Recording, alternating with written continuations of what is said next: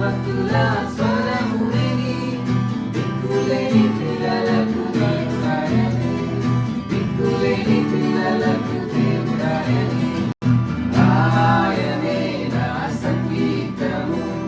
బలమైన కోటయు జీవాధిపతియు ఆయనే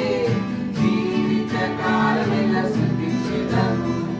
జీవాధిపతియు ఆయనే